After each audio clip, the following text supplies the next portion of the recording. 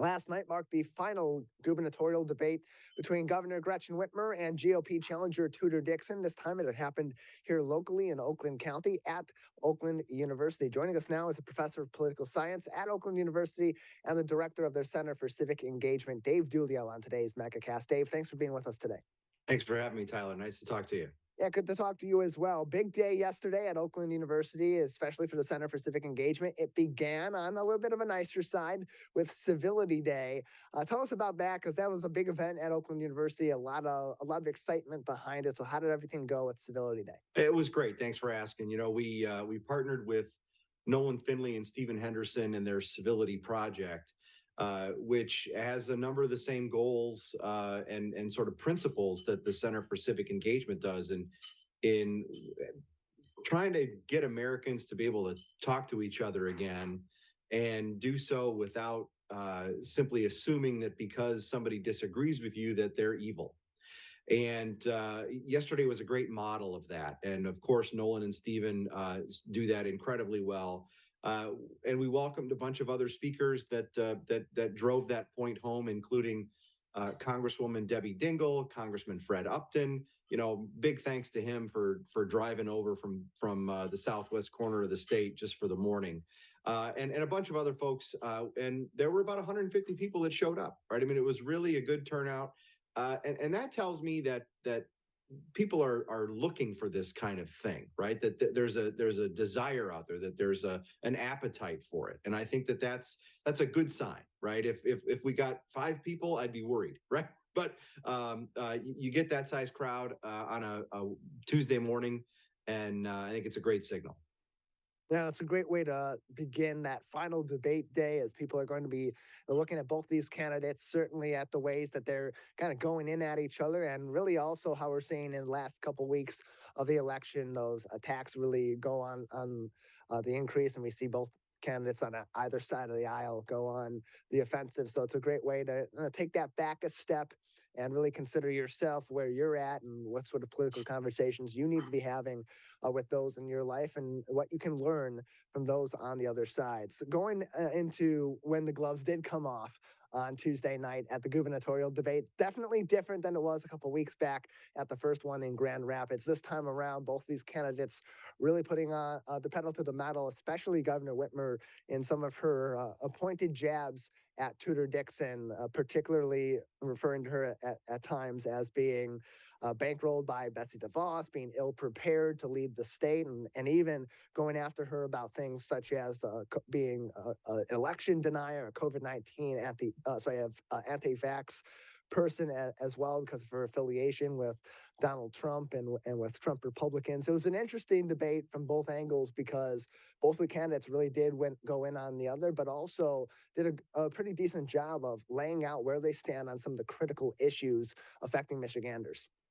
Yeah, the contrasts between these two candidates really couldn't be more clear. It's the voters have a stark choice to make, right? I mean, it's laid out there right in front of them, and I think that's why debates like this one are so important. Is that it does give an unfiltered look at the candidates and their stances on issues, their plans for the future, et cetera, et cetera. I think you're right that Governor Whitmer came out more aggressive than the first time.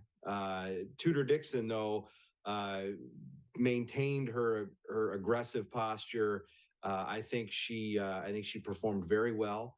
She is poised and prepared, and I think that really was on display last night.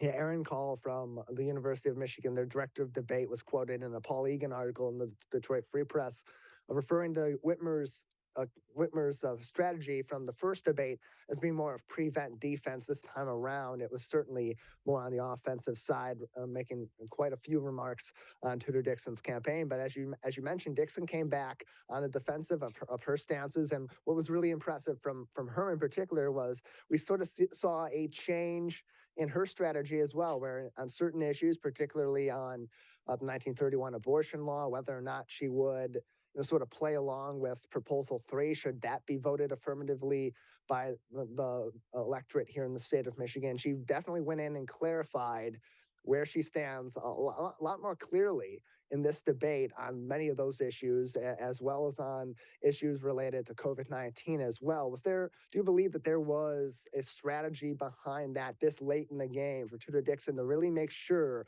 that the electorate knows where she stands on these critical issues, whereas before, maybe that strategy was to be a little bit more vague to prevent some of those attacks from the Whitmer campaign?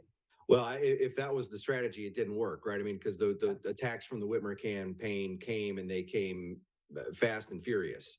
I think it was part of the strategy for the Dixon campaign to try and get their candidate to make pretty clear statements about where she stands. And she did that from the top of the debate, and she said something to the effect of, I'd like to introduce myself. And she's doing that because she hasn't had a whole lot of money to air her own television commercials. There hasn't been a whole lot from the Dixon campaign or even its third party group allies, unlike the Whitmer campaign that has just been heavily funded and has been able to, as we've talked about before, really define Tudor Dixon to the electorate before Tudor Dixon could define herself.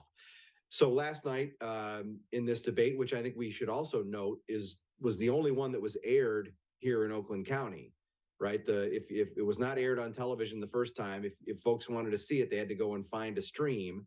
So there's a lot of people that just didn't do that. So this is the first time many voters in Southeast Michigan where roughly 50% of the vote is going to come from in this election that they've had a chance to hear directly from Tudor Dixon rather than hear about her from Gretchen Whitmer and her allies, right? So she needed this opportunity. She took the opportunity to lay out her stances on all sorts of issues, whether it's abortion, COVID policies, taxes, education, et cetera, right? We just went down the litany of issues last night. And I think that's beneficial to Tudor Dixon, especially given the inability of her to communicate directly with folks because of this lack of funding.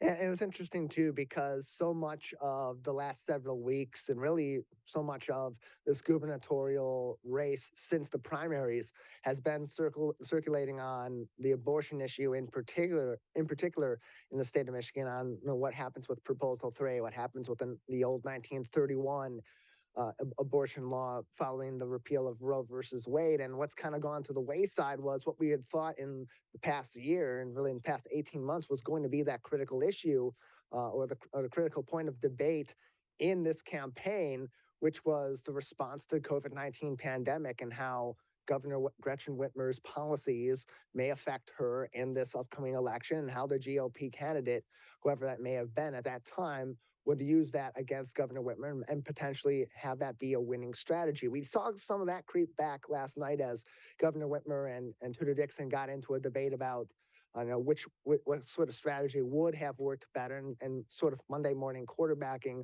the pandemic response from Governor Whitmer, with Whitmer making a really interesting comment that got some backlash almost immediately, where she referred to children only being out of school for 3 months over the course of the pandemic. Certainly not the case, albeit it was technically that under her specific orders, but that definitely a sticking point and quite the gaffe from the governor, and Tudor Dixon capitalized on that. Yeah, I think so. And you saw the immediate, and you mentioned this, right? The immediate reaction from the Twitter world, from the Dixon sort of ally camp, right? Yeah. And I think you hit on a couple of important points there. One, I mean, the statement that kids were out of school for only 3 months.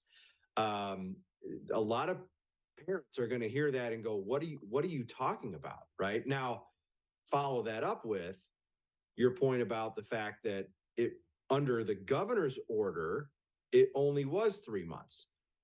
But by the time you explain that to a voter, it takes a while. And one, they've lost you. Two, they don't care who made the order, right? For most of the time, it was those local school boards.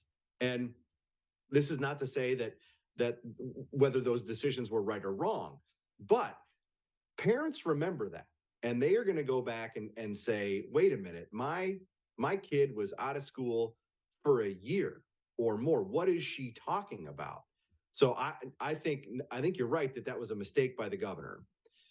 But I think we're also going to start to see it in advertisements. I would be shocked if by the end of the week, or even by the end of the day, if some parts of the state didn't have ads on the air with that clip of the governor, and then a clear response from the Dixon folks.